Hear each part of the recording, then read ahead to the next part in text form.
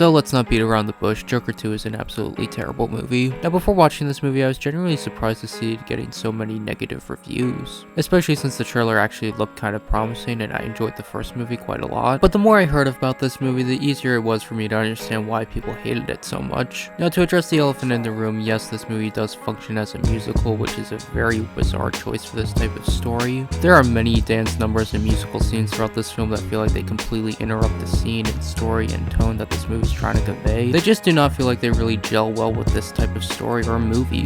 Another thing that I really want to mention real quick, the opening scene of this movie is presented as if it's an old Looney Tunes cartoon. I found this to be a very odd choice because it just seems so unfitting like most of the musical sequences in this movie. Not to mention that the animation itself doesn't even look like an old Looney Tunes cartoon. Perhaps this isn't one of the biggest issues of the movie, but it's just such a weird choice that I found myself wanting to mention it. But what is a big issue with this movie is the fact that it doesn't even feel like it justifies its own existence. And what I mean by that is the fact that this movie feels as if it doesn't even really do anything with the story, the character of the Joker, or any of the ideas or themes presented in the first movie. In fact, this movie barely even progresses through its own story that it's trying to tell. So much of this movie is revolved around the courtroom drama that the Joker is on trial for everything he did in the first movie. Most of what takes place in the courtroom scene is basically just characters rehashing events that happened in the first movie. In all honesty, so little of substance actually happens throughout this entire movie. Another really disappointing thing about this movie is the fact of Joaquin Phoenix's performance. He was genuinely great in the first movie, but in this movie there's just not much to work with. He's fine, I guess. He's not terrible at all, but it just feels like there was so little care put into his character. I also want to mention the love relationship between Joker and Harley Quinn.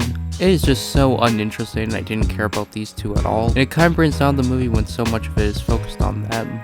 Now the majority of the experience of watching this movie for me personally was basically not hating it, just not really being invested in any of it and kind of finding some parts of it boring. But all that changes from the last 20 to 25 minutes of this movie. With no exaggeration, the last 25 minutes of this movie is absolutely infuriating. Now in order to talk about these aspects, I'm going to have to issue a spoiler warning, as if anyone should really care about that in the first place. So throughout the movie, the Joker's been riling up people to sing certain songs and protest to the guards throughout the time that he's in the asylum.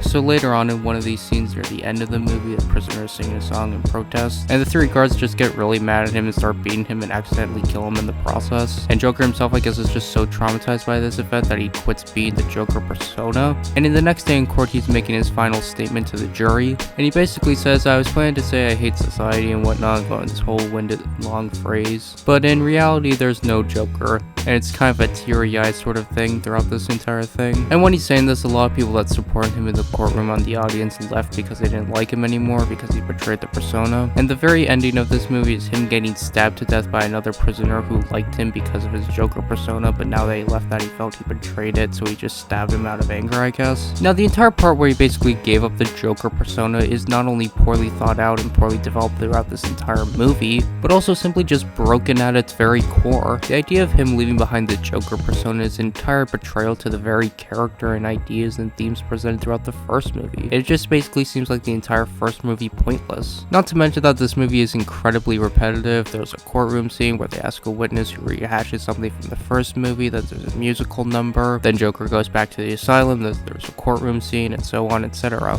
The entire process of watching the first half of this movie felt rather stale, to be honest. So yeah, this movie was just genuinely bizarre with the musical change that it made throughout this entire tone, which did nothing to interrupt the tone and story and themes that this movie was trying to convey. There are many story aspects and themes brought into this movie that feel pointless and didn't really go anywhere, and overall the ending was absolutely infuriating. So this one gets a 2 out of 10.